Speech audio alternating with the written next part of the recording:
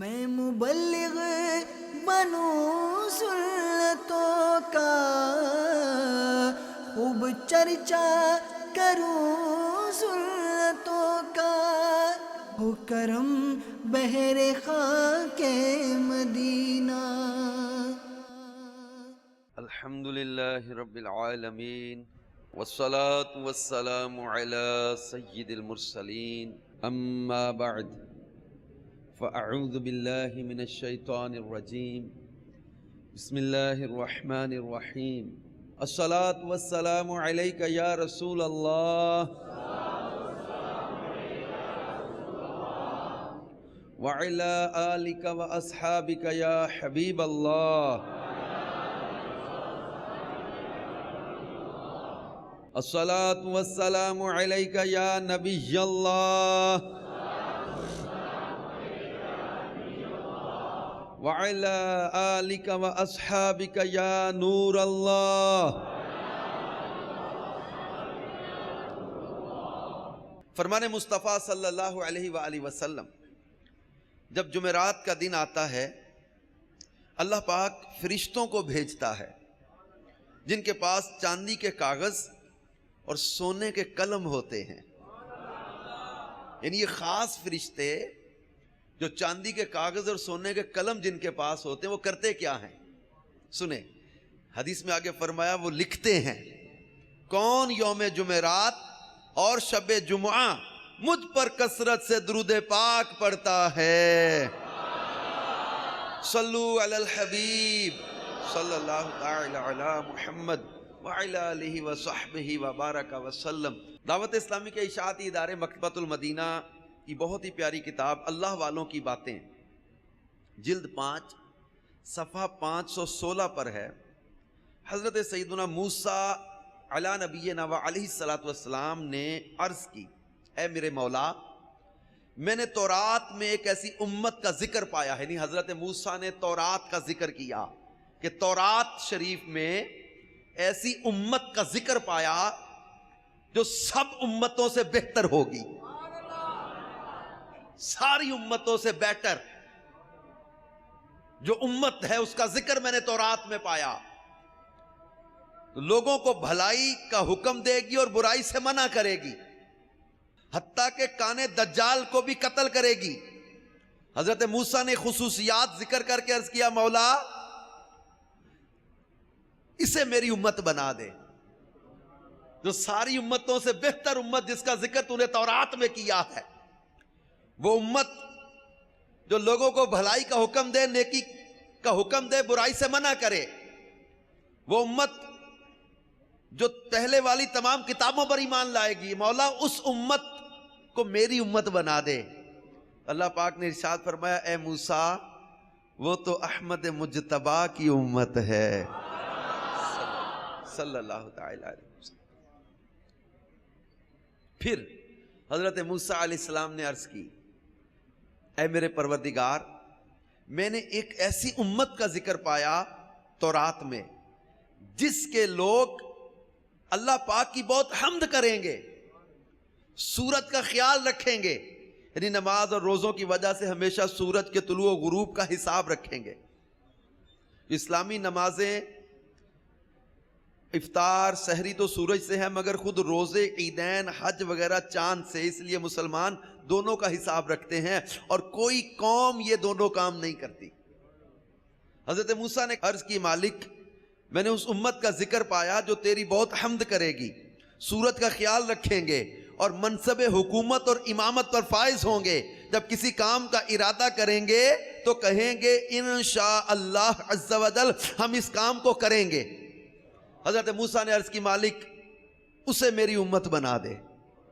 اللہ پاک نے ارشاد فرمایا، اے موسیٰ وہ تو احمد مجتبیٰ صلی اللہ علیہ وآلہ وسلم کی امت ہے۔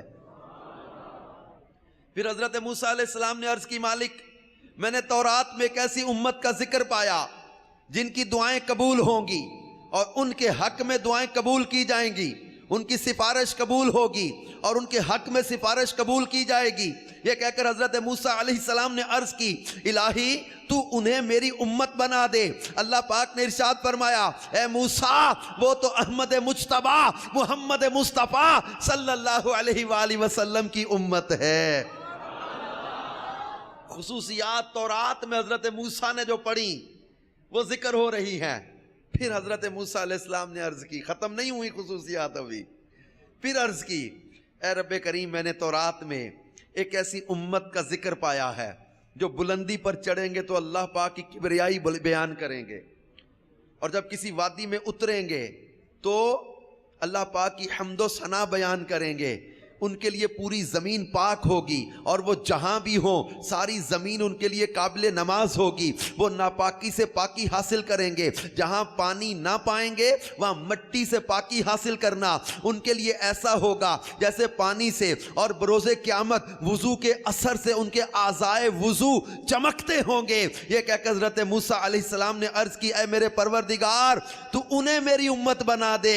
اللہ پاک نے ارشاد فرمایا اے موسیٰ وہ تو احمد مجتبی کی امت ہے صلی اللہ تعالی علیہ وسلم۔ میرے میٹھے میٹھے اسلامی بھائیوں، پھر حضرت موسیٰ علیہ السلام نے عرض کی اے رب کریم میں نے تورات میں ایک ایسی امت کا ذکر پایا کہ جب وہ کوئی نیک کام کرنے کا ارادہ کریں گے تو ان کے لیے ایک نیکی لکھ دی جائے گی ارادے پر، اور جب وہ نیکی کر لیں گے تو ان کی نیکی کو 10 سے 700 گنا تک بڑھا دیا جائے گا، اور اگر کسی گناہ کا ارادہ کریں گے تو ان کے لیے کچھ نہیں لکھا جائے گا، اور اگر گناہ کا ارتکاب کر بیٹھیں گے تو ان کے لیے صرف وہی گناہ لکھا جائے گا۔ یہ کہہ کر حضرت موسیٰ علیہ السلام نے عرض کیا میرے پروردگار تو انہیں میری امت بنا دے۔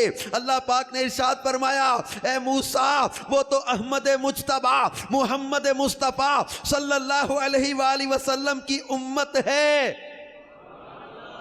اچھا یہاں ایک بات میں اور واضح کر دوں کہ گناہ کا پکا پختہ ارادہ کرنا، مثلا اسباب نہ ہونے کی وجہ سے گناہ نہ کیا مگر مکمل ارادہ تھا تو اب گناہگار ہوگا۔ اچھا آگے حضرت موسیٰ علیہ السلام نے پھر عرض کی کہ تورات میں دیکھا تو بارگاہ الہی میں عرض کی اے اللہ میں نے ایک امت مرحومہ کا ذکر پایا، وہ کمزور ہونے کے باوجود کتاب اللہ کے وارث ہوں گے، اور تو نے انہیں چن لیا ہے، تو نے انہیں چن لیا ہے۔ ان میں سے کوئی اپنی جان پر ظلم کرنے والا ہوگا، کوئی درمیانی راہ چلنے والا ہوگا، کوئی نیکیوں میں سبقت کرنے والا ہوگا، میں نے ان میں سے کوئی ایک بھی ایسا نہیں پایا جس پر رحم نہ کیا گیا ہو۔ یہ کہہ کر حضرت موسیٰ علیہ السلام نے عرض کیا ہے پاک پروردگار تو انہیں میری امت بنا دے۔ اللہ پاک نے ارشاد فرمایا اے موسیٰ وہ بھی احمد مجتبی مالک ہر دو سرا صلی اللہ علیہ وآلہ وسلم ہی کی امت ہے۔ حضرت سیدنا موسیٰ علیہ السلام نے تورات میں دیکھا تو عرض کیا اللہ پاک ان کے مصاحف ان کے سینوں میں محفوظ ہوں گے، یعنی قرآن ان کے سینوں میں محفوظ ہوگا، وہ اہل جنت کا سا مختلف رنگ کا لباس پہنیں گے، وہ فرشتوں کی طرح صفیں بنا کر نمازیں پڑھیں گے، مساجد میں ان کی آوازیں شہد کی مکھی کی بنبناہٹ کی طرح ہوں گی، اور جہنم میں ان میں سے وہی شخص داخل ہوگا جو نیکیوں سے اس طرح خالی ہو جیسے پتھر درخت کے پتوں سے خالی ہوتا ہے۔ یہ کہہ کر حضرت موسیٰ نے عرض کیا میرے پروردگار تو انہیں میری امت بنا دے۔ اللہ پاک نے ارشاد فرمایا اے موسیٰ وہ احمد مجتبی مکی مدنی مصطفیٰ صلی اللہ علیہ وآلہ وسلم کی امت ہے۔ جب حضرت موسیٰ علیہ السلام کو اس فضیلت سے تعجب ہونے لگا تو اللہ پاک نے سید الانبیاء مکی مدنی مصطفیٰ صلی اللہ علیہ وسلم اور ان کی امت کو عطا فرمائی تو کہنے لگے کاش میں حضرت سیدنا محمد مصطفیٰ احمد مجتبی صلی اللہ علیہ وسلم کے اصحاب میں سے ہوتا۔ جب اتنے فضائل حضرت موسیٰ نے پڑھے تورات میں اور بار بار ذکر کیا مولا وہ جو فضیلت کسی امت کی ذکر تو نے تورات میں کی ہے وہ میری امت بنا دے، وہ میری امت بنا دے، وہ میری امت بنا دے، وہ میری امت بنا دے۔ سارے فضائل کے بارے میں اللہ نے فرمایا موسیٰ وہ تو میرے حبیب کی امت ہے، آخر حضرت موسیٰ نے عرض کیا مولا کاش کہ میں تیرے حبیب کے اصحاب میں سے ہوتا. اللہ غنی اللہ غنی. تو اللہ پاک نے ان کی رضا کے لیے 3 آیات نازل فرمائیں. حضرت موسیٰ علیہ السلام نے امت محمدیہ صلی اللہ علیہ وآلہ وسلم کے فضائل پڑھے، عرض کیا. اب اللہ پاک نے ان کو 3 آیتیں عطا فرمائیں، اس میں یہ فضائل عطا کیے. چنانچہ پارہ 9 سورۃ الاعراف کی آیت 144 تا 145 میں اللہ پاک نے ان خصوصیات کا ذکر کیا جو حضرت موسیٰ سے اللہ نے وعدہ فرمایا. ترجمہ کنز الایمان: اے موسیٰ میں نے تجھے لوگوں سے چن لیا. یا موسیٰ انی اصطفیتک علی الناس، اے موسیٰ میں نے تجھے لوگوں سے چن لیا اپنی رسالت اور اپنے کلام سے. تو لے جو میں نے تجھے عطا فرمایا اور شکر والوں میں ہو، اور ہم نے اس کے لیے تختیوں میں لکھ دی ہر چیز کی نصیحت اور ہر چیز کی تفصیل، اور فرمایا اے موسیٰ اسے مضبوطی سے لے اور اپنی قوم کو حکم دے کہ اس کی اچھی باتیں اختیار کریں، ان قریب میں تمہیں دکھاؤں گا بے حکموں کا گھر. سورۃ الاعراف کی آیت 159 میں ارشاد ہوتا ہے وَمِن قَوْمِ مُوسَىٰ أُمَّةٌ يَهْدُونَ بِالْحَقِّ وَبِهِ يَعْدِلُونَ، اور موسیٰ کی قوم سے گروہ ہے کہ حق کی راہ بتاتا اور اسی سے انصاف کرتا. یہ سن کر حضرت موسیٰ علیہ نبینا علیہ الصلوۃ والسلام پوری طرح راضی ہو گئے. امیر علیہ سنت شیخ طریقت بانی دعوت اسلامی حضرت علامہ مولانا محمد الیاس عطار قادری رضوی دامت برکاتہم العالیہ امت مصطفیٰ میں پیدا ہونے پر اس نعمت پر اللہ پاک کا شکر ادا کرتے ہوئے بارگاہ الہی میں عرض کرتے ہیں شکر ادا ہو کیوں کر تیرا پیارے نبی کی امت میں، شکر ادا ہو کیوں کر تیرا پیارے نبی کی امت میں، مجھ سے نکمے کو بھی پیدا تو نے اے رحمان کیا. صلو علی الحبیب صلی اللہ تعالی علی محمد وعلی آلہ وصحبہ وبارک وسلم.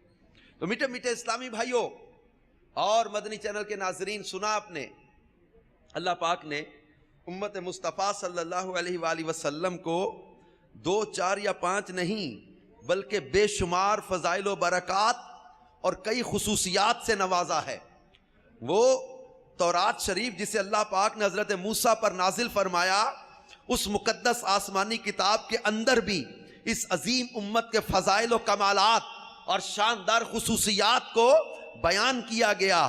حتیٰ کہ جب حضرت موسیٰ علیہ السلام کو علم ہوا کہ یہ تمام فضائل و کمالات امت مصطفیٰ کے ہیں، تو آپ نے اللہ پاک کی بارگاہ میں اس امت کو اپنی امت بنانے کی التجا پیش کی. مگر جب اس کی اجازت نہ ملی تو پھر آپ نے امت محبوب میں شامل ہونے کی خواہش کا اظہار ان الفاظ میں کیا، اے کاش میں حضرت سیدنا محمد مصطفیٰ حبیب کبریا صلی اللہ علیہ وآلہ وسلم کے اصحاب یعنی صحابہ کرام میں سے ہوتا. اچھا ایک بات یہاں پر ذہن نشین کر لیجئے کہ پیارے آقا صلی اللہ علیہ وسلم کی امت کا کیسا ہی خاص ولی یا صحابی بلکہ کوئی فرشتہ کسی بھی نبی کے برابر ہرگز نہیں ہو سکتا. بہر شریعت میں انبیاء کرام تمام مخلوق یہاں تک کہ رسل ملائکہ سے افضل ہے. ولی کتنا ہی بڑے مرتبے والا ہو کسی نبی کے برابر نہیں ہو سکتا. جو کسی غیر نبی کو کسی نبی سے افضل یا برابر بتائے دائرہ اسلام سے خارج ہے. اعلیٰ حضرت امام اہل سنت فرماتے ہیں حضور نبی کریم صلی اللہ تعالی علیہ وسلم حضور پر نور سید المرسلین نبی الانبیاء، ان تمام نبیوں کے نبی اور جمیع مخلوقات الہی اللہ پاک کی تمام مخلوق سے افضل تر ہیں. حضرت موسیٰ علیہ نبینا علیہ الصلوۃ والسلام کا اس امت میں شامل ہونے کی خواہش کا اظہار فرمانا اس امت کی فضیلت کا پتہ ضرور دیتا ہے. مگر وہ یعنی حضرت موسیٰ اس امت سے بہت افضل بلکہ ان 5 انبیاء سے ہیں کہ جو دیگر تمام انبیاء سے بھی افضل ہیں. تو اللہ پاک کا کروڑ ہا احسان ہے کہ اس نے رسول کریم رؤوف الرحیم صلی اللہ علیہ وآلہ وسلم کے صدقے میں ہمیں مسلمان بنایا اور ہمیں رحمت کونین نانا حسنین صلی اللہ تعالی علیہ وآلہ وسلم کی امت میں شامل فرما کر ہم پر اتنا بڑا احسان فرمایا کہ ہم اگر اس کے اس احسان پر ساری زندگی بھی اس کا شکر بجا لاتے رہیں تب بھی اس کا حق ادا نہ کر پائیں۔ امیر علیہ سنت اپنے مشہور زمانہ نعتیہ دیوان وسائل بخشش میں لکھتے ہیں، شکر تیرا کہ ان کی امت میں مجھ کو اے ذوالجلال رکھا ہے۔ میرے آقا مدینے والے مصطفیٰ صلی اللہ تعالی علیہ وسلم تمام رسولوں کے سردار اور سب سے افضل ہیں بلا تشبیہ۔ حضور نبی کریم صلی اللہ تعالی علیہ وسلم کے صدقے میں آپ کی امت تمام امتوں سے افضل ہے۔ الحمدللہ ہم کتنے خوش نصیب ہیں کہ اللہ پاک کے پیارے حبیب حبیب لبیب صلی اللہ علیہ وسلم کا دامن کرم ہمارے ہاتھوں میں آیا۔ یقیناً ہمارے پیارے آقا مکی مدنی مصطفیٰ صلی اللہ علیہ وآلہ وسلم تمام انبیاء کرام میں سب سے افضل ہیں۔ آپ کے صدقے میں آپ کی امت بھی پچھلی تمام امتوں سے افضل ہے، اور افضلیت کی وجہ میرے پیارے میٹھے اسلام میں یہ نہیں کہ اس امت میں بڑے بڑے سرمایہ دار ہوں گے، افضلیت کی وجہ یہ نہیں کہ بڑے بڑے انجینئر اور ڈاکٹر ہوں گے، افضلیت کی وجہ یہ نہیں کہ یہاں بہت بڑے جنگجو اور بہادر اور قوی ہوں گے، افضلیت کی وجہ یہ نہیں کہ اس امت میں بڑے بڑے سرمایہ دار، بڑے بڑے بلڈر، بڑے بڑے ٹریڈر ہوں گے۔ افضلیت کا سبب کیا ہے؟ افضلیت کی وجہ کہ نیکی کی دعوت دینے اور برائی سے منع کرنے والے اہم منصب پر فائز ہے۔ سورہ آل عمران کی آیت نمبر 110 میں اللہ پاک نے ارشاد فرمایا، کنتم خیر امت اخرجت للناس تأمرون بالمعروف وتنہون عن المنکر وتؤمنون باللہ۔ انشاءاللہ تم بہتر ہو ان سب امتوں میں جو لوگوں میں ظاہر ہوئیں، بھلائی کا حکم دیتے اور برائی سے منع کرتے ہو اور اللہ پر ایمان رکھتے ہو۔ تفسیر خازن میں اس آیت مبارکہ کے تحت لکھا ہے، اس امت کو نیکی کا حکم دینے اور برائی سے منع کرنے کی بدولت دیگر تمام امتوں پر فضیلت دی گئی ہے، اور اسی سبب سے یہ امت تمام امتوں میں سب سے بہترین امت ہے۔ پس ثابت ہوا اس امت کے بہترین ہونے کی وجہ ریزن کیا ہے کہ اس کے افراد کا نیکی کی دعوت دینا اور برائی سے منع کرنا ہے۔ اب میرے پیارے میٹھے اسلامی بھائیوں، اب ہم غور کریں کہ یہ جو افضلیت کا سبب بیان کیا گیا ہے کہ امت ساری امتوں سے بہتر ہے، نیکی کی دعوت دینا، برائی سے منع کرنا، کیا میں وہ اہم فریضہ ادا کر رہا ہوں؟ کیا میں وہ اہم کام کر رہا ہوں جس اہم کام کے سبب اس امت کو بہترین امت کا منصب ملا؟ نیکی کی دعوت دینا اور برائی سے منع کرنا۔ میرے میٹھے میٹھے اسلامی بھائیوں، آپ سب غور کریں کہ اللہ پاک کا کتنا بڑا ہم پر احسان ہے کہ جس نے اس پرفتن دور میں جس رب نے ہمیں دعوت اسلامی کا مدنی ماحول عطا فرمایا ہے۔ قربان جائیے امیر علیہ سنت کی مدنی سوچ پر، جنہوں نے ایک ایسا عظیم الشان مدنی مقصد عطا فرمایا ہے کہ جس کو پانے کے لیے ہمارے پاس نیکی کی دعوت کو عام کرنے کے سینکڑوں مواقع ہیں۔ وہ مدنی مقصد کیا ہمیں دیا کہ مجھے اپنی اور ساری دنیا کے لوگوں کی اصلاح کی کوشش کرنی ہے انشاءاللہ عز و جل۔ تو دعوت اسلامی یہ عاشقان رسول کی مدنی تحریک، یہ مسجد بناؤ تحریک ہے۔ دعوت اسلامی یہ مسجد بھرو تحریک ہے۔ دعوت اسلامی یہ نمازی بڑھاؤ تحریک ہے۔ دعوت اسلامی یہ نیک بننے بنانے کا جذبہ دیتی ہے۔ دعوت اسلامی کا مدنی ماحول سوچوں کو پاکیزہ کرتا ہے۔ دعوت اسلامی کا مدنی ماحول قلوب و ذہان کو پاکیزہ کرتا ہے۔ دعوت اسلامی کا مدنی ماحول بے ادبوں کو باادب بناتا ہے۔ دعوت اسلامی کا مدنی ماحول ماں باپ کے نافرمانوں کو ماں باپ کا تابع فرمان بنا دیتا ہے۔ دعوت اسلامی کا مدنی ماحول بے عملوں کو باعمل بنا دیتا ہے۔ دعوت اسلامی کا مدنی ماحول بے نمازیوں کو نمازی بناتا ہے۔ دعوت اسلامی کا مدنی ماحول گندگی کے اڈوں پہ بھٹکنے والوں کو مسجدوں میں لا کے بٹھا دیتا ہے۔ دعوت اسلامی کا مدنی ماحول گناہوں کی دلدل میں پھنسے ہوں کو تہجد میں لا کے بٹھا دیتا ہے۔ دعوت اسلامی اسلامی کا مدنی ماحول گانے باجے میں شوقین لوگوں کو نعت رسول پڑھنے والا بنا دیتا ہے. دعوت اسلامی کا مدنی ماحول گندے اشعار گانے والوں کو قرآن کی تلاوت کرنے والا بنا دیتا ہے. دعوت اسلامی کا مدنی ماحول گناہوں کی دلدل میں جو دھنس چکے انہیں توبہ کی طرف لا کر سنتوں کا مبلغ بنا دیتا ہے. اسی ماحول نے ادنا کو اعلیٰ کر دیا. دیکھو اندھیرا ہی اندھیرا تھا اجالا کر دیا. دیکھو وہ نوجوان جو کل تک جمعہ تو جمعہ عید کی نماز نہیں پڑھتے تھے, یہ میرے شیخ طریقت امیر اہل سنت کا فیضان ہے کہ ایسے نوجوانوں کو مصلی امامت پہ لا کے کھڑا کر دیا. وہ کل تک جو بے حیائی کے اڈوں پہ بیٹھے تھے انہیں حیا کا درس دینے والا بنا دیا. کل تک جو دین کا, شریعت کا, سنتوں کا مذاق اڑانے والے تھے انہیں توبہ کی طرف لا کے سنتوں کا, نیکی کی دعوت کا کام کرنے والا بنا دیا. وہ نوجوان جو کل تک ماں باپ کو گالیاں دیتے تھے یہ آج ماں باپ کے ہاتھ پاؤں چومنے والے بن گئے. وہ کل تک جو کسی لڑکے یا لڑکی کے لیے روتے تھے انہیں مدینے والے کی زیارت کے لیے رونے والا بنا دیا. یہ امیر اہل سنت کا خاص کام ہے جو انہوں نے جب وہ خشک مزاجوں کو لذت عشق دی ہے. تفسیر نعیمی میں مفتی احمد یار خان نعیمی رحمت اللہ علیہ نے لکھا نا اس امت کے جو نیکی کی دعوت دینے اور برائی سے منع کرنے کا تذکرہ چل رہا ہے سورہ آل عمران کی 104 نمبر آیت میں کہ تم میں ایک گروہ ایسا ہو وَلْتَكُمْ مِنْكُمْ أُمَّةٌ يَدْعُونَ إِلَى الْخَيْرِ کہ تم میں ایک گروہ ایسا ہو جو لوگوں کو خیر کی طرف بلائے. اس کے تحت مفتی احمد یار خان نعیمی نے لکھا ہے کہ مسلمانوں ایسی تنظیم بنو یا بن کے رہو جو تمام ٹیڑے لوگوں کو خیر کی دعوت دے. کافروں کو ایمان کی, فاسقوں کو تقوی کی, غافلوں کو بیداری کی, خشک مزاج لوگوں کو لذت عشق کی, اور جاہلوں کو علم و معرفت کی, سونے والوں کو بیداری کی. یہ کام کرے, ایسی تحریک بنو, ایسی تحریک بن کے رہو. تو اللہ کا شکر ہے کہ امیر علیہ سنت کی برکت سے ہمیں ایسی پیاری تحریک دعوت اسلامی میسر آ چکی ہے. اور میرے پیارے میٹھے اسلامی بھائیوں, اب ہمیں خود غور کرنا ہے کہ اپنے معاشرے میں نیکی کی دعوت کو عام کرنے کے لیے میرا عملی حصہ کتنا ہے, میرا عملی کردار کتنا ہے. ماحول مل گیا, تحریک مل گئی, نظام مل گیا, طریقہ کار مل گیا, عاشقان رسول کا یہ پیارا ماحول مل گیا.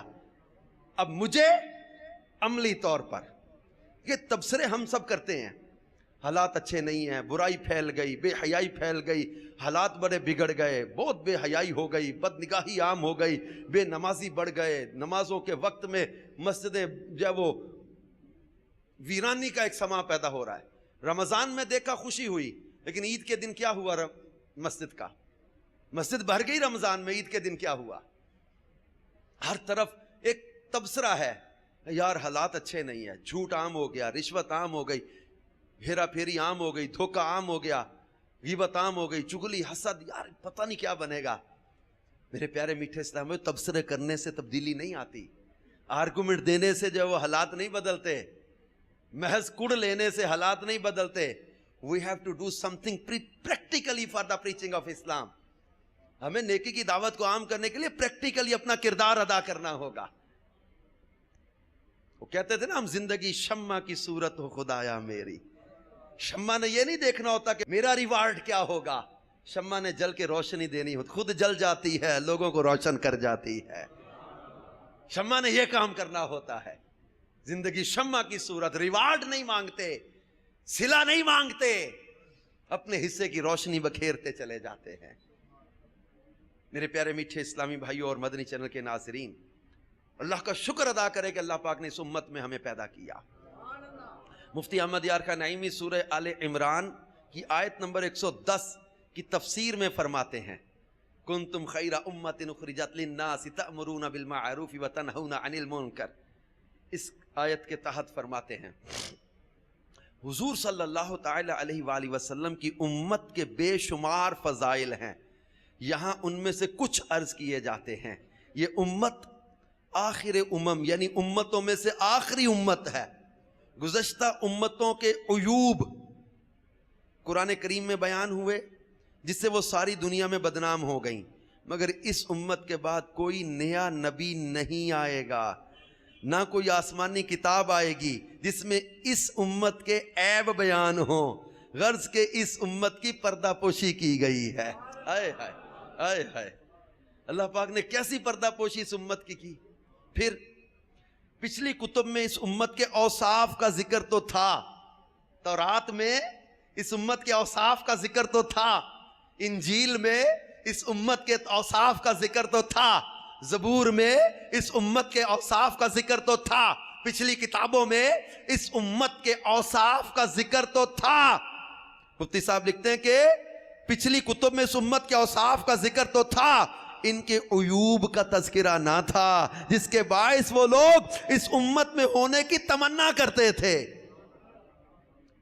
اور تیسرا، جیسے رب کریم نے دیگر انبیاء کرام کو نام لے کر پکارا، ہمارے حضور انور صلی اللہ علیہ وسلم کو القاب سے. پڑھا آپ نے قرآن پاک؟ انبیاء کرام میں افضلیت ہے میرے آقا صلی اللہ علیہ وسلم کو. اللہ پاک نے فرمایا یا آدم اسکن انت وزوجک الجنہ، یا نوح اہبط بسلام منا، یا ابراہیم قد صدقت الرؤیا. حضرت داؤد کو پکارا یا داؤد انا جعلناک خلیفہ. حضرت زکریا کو پکارا یا زکریا انا نبشرک بغلام. حضرت یحییٰ کو پکارا یا یحییٰ خذ الکتاب بقوہ. قرآن کے انداز پر غور کیجئے. اللہ پاک نے فرمایا یا آدم، یا نوح، یا ابراہیم، یا موسیٰ، یا عیسیٰ، یا یحییٰ، یا زکریا، یا داؤد. لیکن جب آمنہ کے لال کو پکارا، جب ہمارے لجپال کو پکارا، تب انداز بدلا. فرمایا یا ایھا المزمل، یا ایھا المدثر، یا ایھا الرسول، یا ایھا النبی، یاسین، طٰہٰ. یعنی ان کو نام لے لے کے پکارا، انہیں القابات و اوصاف کے ساتھ پکار کے بتا دیا کہ یوں تو سارے نبی محترم ہیں مگر سرور انبیاء تیری کیا بات ہے. اعلیٰ حضرت سچ بولے کہ سب سے اولیٰ و اعلیٰ ہمارا نبی، سب سے بالا و اعلیٰ ہمارا نبی، اپنے مولا کا پیارا ہمارا نبی، دونوں عالم کا دولہا ہمارا نبی، ملک کونین میں انبیاء تاجدار، تاجداروں کا آقا. کیا خبر کتنے تارے کھلے چھپ گئے پر نہ ڈوبے نہ ڈوبا. کرنوں بدلی رسولوں کی ہوتی رہی، چاند بدلی کا نکلا. ہمارا نبی بجھ گئی جس کے آگے سبھی مشعلے، شمع وہ لے کر آیا. ہمارا نبی خلق سے اولیاء، اولیاء سے رسول، اور رسولوں سے اعلیٰ، سب رسولوں سے اعلیٰ. اور جس طرح اللہ تبارک و تعالی نے انبیاء کرام کے تذکرے کو نام کے ساتھ، انہیں القابات کے ساتھ تذکرہ کر کے ان کی افضلیت کو ظاہر کیا. مفتی احمد یار خان نعیمی رحمت اللہ علیہ فرماتے ہیں کہ جیسے رب کریم نے دیگر انبیاء کرام کو نام لے کر پکارا، ہمارے حضور صلی اللہ علیہ وسلم کو القاب سے، اسی طرح ان کی امتوں کو نسبی ناموں سے پکارا گیا. حضرت موسیٰ کی امت، حضرت عیسیٰ کی امت، دیگر امتوں کو یا بنی اسرائیل، یا ایھا الذین ہادو وغیرہ. مگر اس امت کو یا ایھا الذین آمنو، اے ایمان والوں کے دلکش و پیارے خطاب سے نوازا گیا. پچھلی امتیں اپنے نبیوں کے بعد ساری ہی گمراہ ہو جاتی تھیں، مگر اس امت میں تا قیامت ایک فرقہ سواد اعظم یعنی اہل سنت جماعت حق پر رہے گا. اس امت میں ہمیشہ اولیاء اللہ اور علماء ربانی ہوتے رہیں گے. جس درخت کی جڑ ہری رہے اس میں پھل پھول آتے ہی رہتے ہیں. چھٹی خصوصیت لکھتے ہیں مفتی احمد یار خان نعیمی، یہ تفسیر نعیمی پارہ 4، اس میں آل عمران کے تحت لکھا ہے کہ یہی امت کل قیامت کے دن بارگاہ الہی میں گزشتہ انبیاء کی گواہی دے گی کہ خدایا انہوں نے اپنی قوموں کو تبلیغ کی تھی. یہ امت گواہی دے گی. میرے میٹھے میٹھے اسلامی بھائیوں اور مدنی چینل کے ناظرین، بیان کردہ مدنی پھولوں میں امت کی فضیلت کے ساتھ ساتھ اللہ پاک کے احسانات کا بھی ذکر ہے، جن میں یہ بھی ہے کہ ہمارے جرم و گناہوں کی پردہ پوشی کا اہتمام کیا گیا. یہ بھی بیان ہوا کہ اس امت میں علماء اور اولیاء ہوتے رہیں گے. آج بھی دیکھا جاتا ہے کہ دنیا بھر میں کروڑوں مسلمان حنفی، کروڑوں شافعی، اسی طرح مالکی اور حنبلی ہیں، اسی طرح کروڑوں قادری، نقشبندی، چشتی، سہروردی سلسلوں سے وابستہ ہو کر اولیاء کرام کے سائے میں ہیں۔ یہ تفاسیر میں لکھا کہ اس امت میں علماء ربانی ہوتے رہیں گے، اور یہ الحمدللہ عز و جل اللہ کی رحمت ہے کہ اس امت میں علماء ربانی پیدا ہوتے رہے، اور ہمیشہ امت میں علماء ربانی ہوتے رہیں گے۔ میرے میٹھے میٹھے اسلامی بھائیوں اور مدنی چینل کے ناظرین، امت سرکار صلی اللہ علیہ وسلم کو رب کریم نے جن خصوصیات سے نوازا ہے، ان میں سے ایک خصوصیت یہ بھی ہے کہ اللہ پاک نے اس امت کو حافظے کی مضبوطی کی عظیم الشان نعمت بھی عطا فرمائی ہے۔ امت محبوب کی خصوصیات میں خصوصیت حافظے کی مضبوطی بھی ہے۔ حضرت سیدنا حسین بن عبد الرحیم عراقی فرماتے اس امت کی خصوصیت یہ بھی ہے کہ لوگوں نے اپنی کم عمری میں جن علوم پر عبور حاصل کیا، گزشتہ امتیں لمبی عمر ملنے کے باوجود حاصل نہ کر سکیں۔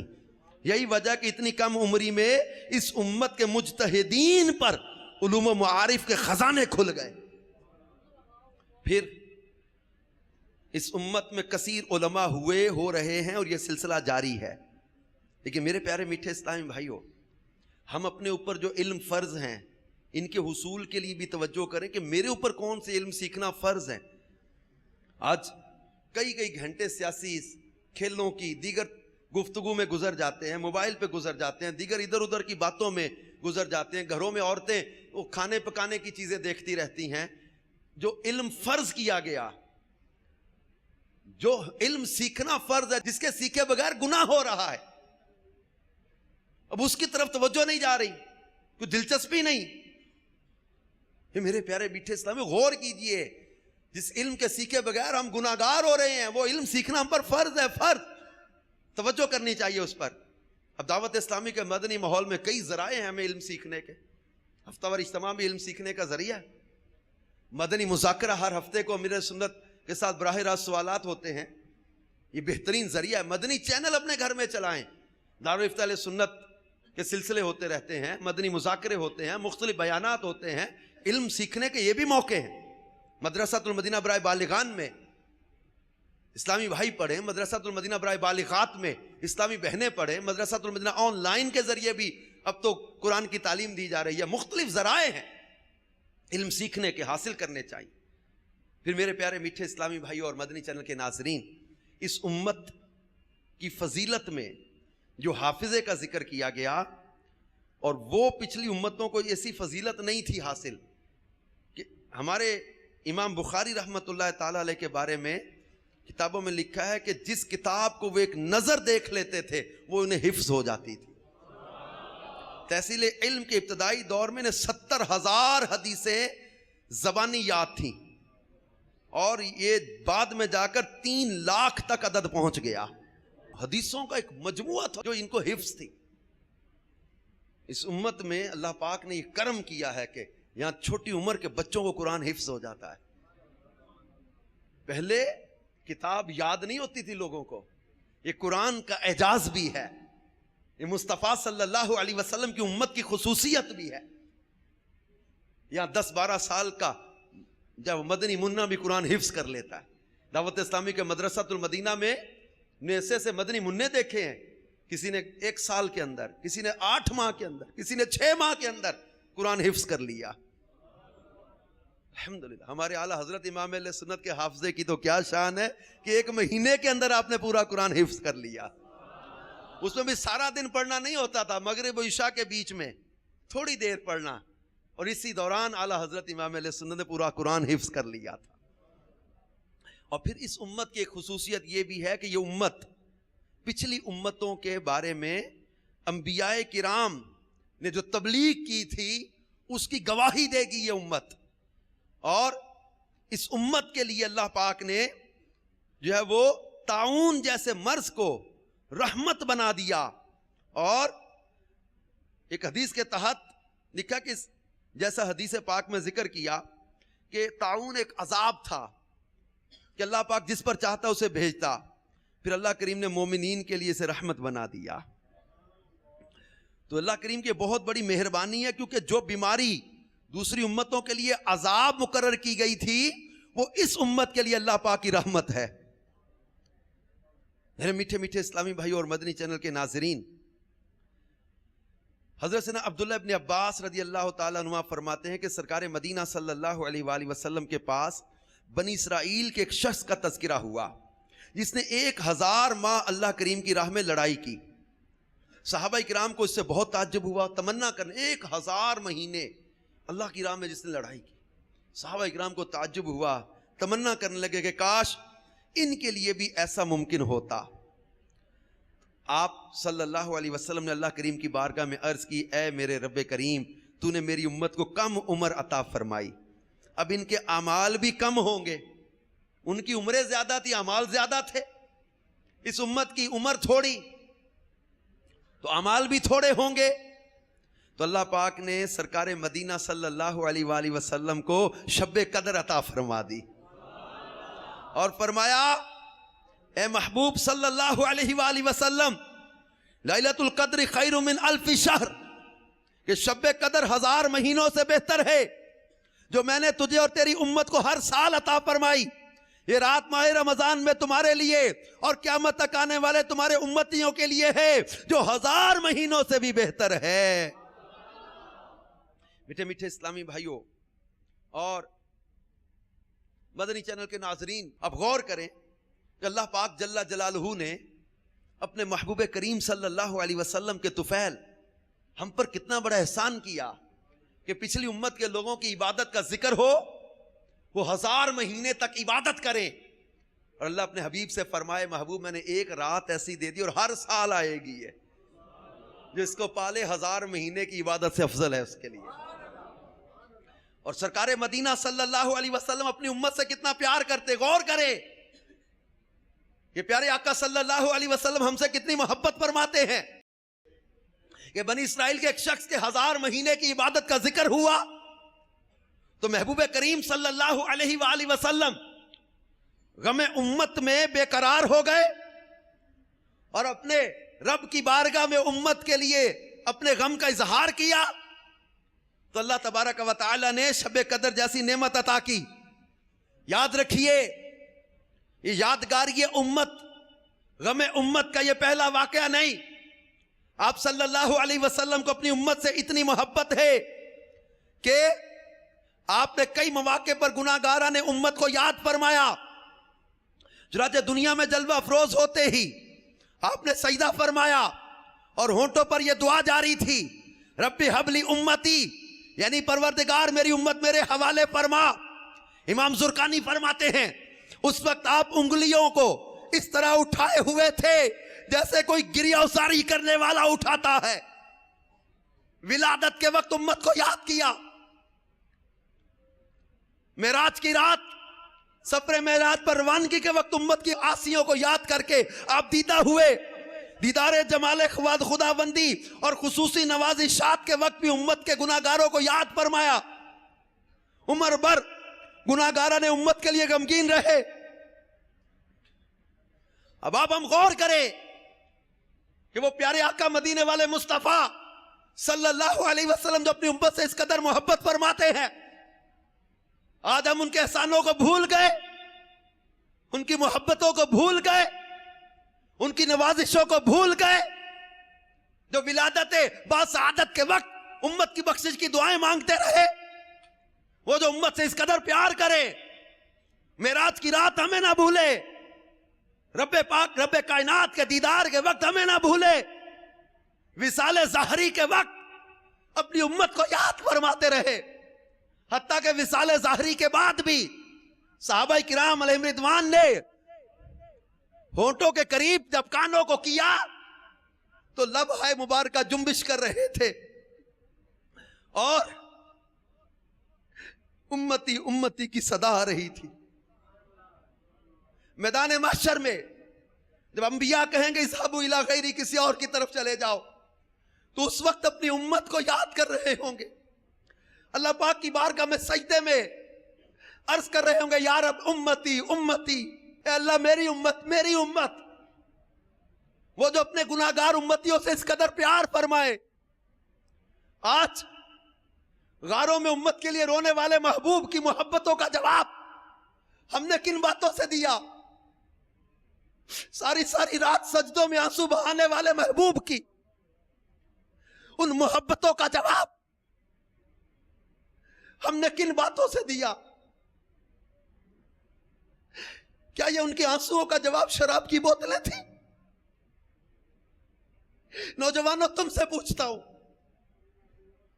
کیا ان کے آنسوؤں اور محبتوں کا جواب یہ شراب کی بوتلیں تھیں؟ کیا ان کے محبت اور آنسوؤں کا یہ جواب دیا؟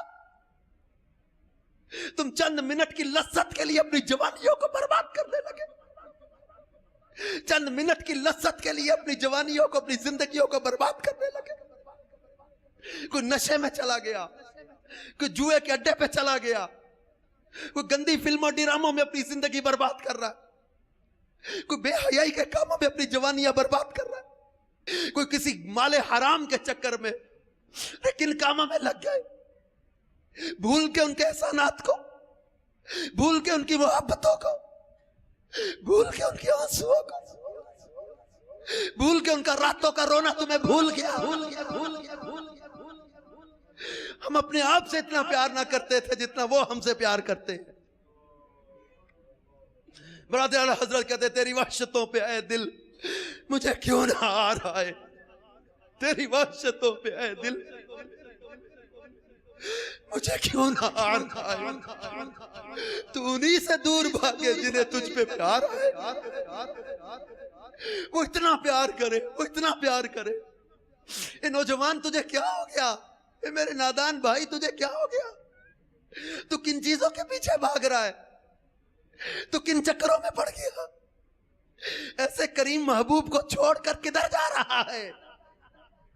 ایسے احسان فرمانے والے پیارے محبوب کو چھوڑ کے کدھر جا رہا ہے؟ ایک پنجابی کا شاعر اپنے وہ کلام میں بڑا اس نے وہ تخیل تصور باندھا کہ جد باغ اندر وال خزانے کھولے پنچھی اڈ گئے مار اڈاریاں نے، جڑے کہندے سی مرانگے نال تیرے اج انہاں وی بازیاں ہاریاں نے۔ آخر میں جا کے وہ بڑا کلام ہے اور آخر میں جا کر کہتا ہے محمد بوٹیا جھوٹا ہی جگ سارا مدنی آقا دیاں سچیاں یاریاں نے۔ اس بے وفا دنیا کے پیچھے لگ کے مدینے والے محبوب صلی اللہ علیہ وسلم کو ناراض مت کر بیٹھنا۔ دنیا کے عیش و عشرت کے پیچھے لگ کے، چند منٹ کے مزے کے پیچھے لگ کے، چند منٹ کی فلموں ڈراموں گانے باجے کی لذتوں کے پیچھے لگ کے اپنے آقا صلی اللہ تعالی علیہ وسلم کا دل دکھانے والا کام نہیں کریں گے۔ وہ کریم محبوب ہم سے اتنا پیار کرتے ہیں، ہم بھی اپنی جان سے بڑھ کر اپنے محبوب سے پیار کریں گے۔ کریں گے مدینے والے محبوب سے پیار، اپنی ہر شے سے بڑھ کر پیار کریں گے۔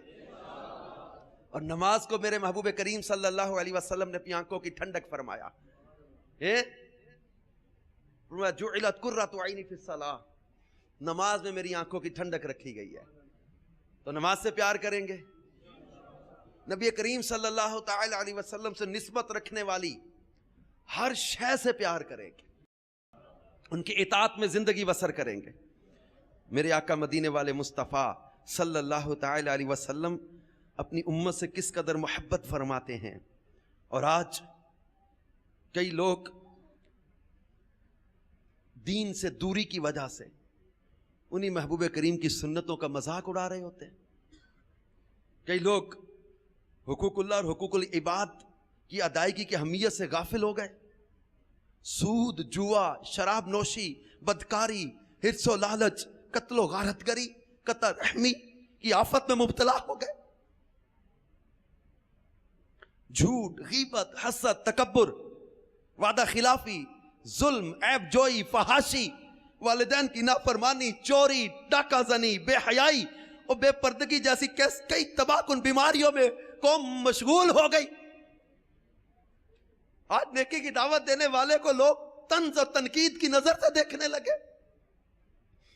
آج نیکی کی دعوت دینے والے کو، نصیحت کرنے والے کو جو برا سمجھا جانے لگا، گناہ کر کے لوگ فخر محسوس کرنے لگے۔ عورتوں نے اپنے آپ کو سمجھا کہ ہمیں I am free in my life but जो मैं चाहूंगी करूंगी। कौन होता है मुझे कुछ समझाने वाला? नौजवान कहते हैं हम जैसा चाहेंगे अंदाज इख्तियार करेंगे। तो माई लाइफ माई रूल्स, मेरी जिंदगी मेरे रूल चलेंगे। जिस रब ने पैदा किया उसका कोई तुम पर रूल नहीं चलता। जिस महबूब की उम्मती हो उस महबूब का कोई रूल तुम पर नहीं चलता। तो माई लाइफ माई रूल्स, मैं अपनी जिंदगी अपने उसूलों पे गुजारूंगा। कुरान के उसूल तुम्हारे लिए बेहतरीन रहनुमा नहीं है? मदीने वाले मुस्तफा सल्लल्लाहु अलैहि वसल्लम के दिए हुए प्यारे उसूल तुम्हारे लिए बेहतरीन रहनुमा नहीं है? क्या सहाबा किराम की सीरत तुम्हारे लिए बेहतरीन रहनुमा नहीं है? किसी ने बड़े दर्द के साथ कहा था, खासा ने रसूल वक्त दुआ है, उम्मत पे तेरी आ गया जब वक्त पड़ा है। वो दीन जो बड़ी शान से निकला था वतन से, परदेश में वो आज गरीबुल गुरबा है। जो कौम के मालिक थी उलूम और हिकम की, अब इल्म का वहां नाम ना हिकमत का पता है। जो कुछ है वो सब अपने ही हाथों के हैं करतूत। शिकवा है जमाने का ना किस्मत का गिला है। देखे हैं ये दिन अपनी ही गफलत की बदौलत। सच है कि बुरे काम का अंजाम बुरा है। फरियाद है किश्ती उम्मत के निगहबान, बेड़ा ये तबाही के करीब आन लगा। है मेरे प्यारे मीठे इस्लामी भाइयों और मदनी चैनल के नाज़रीन, हम दावत इस्लामी के मदनी माहौल से वाबस्ता होकर नेकी की दावत को आम करने में अपना किरदार अदा करें। दावत इस्लामी के 12 मदनी काम अपने ज़ेली हल्के में इनको जारी करवाने में साथ दें।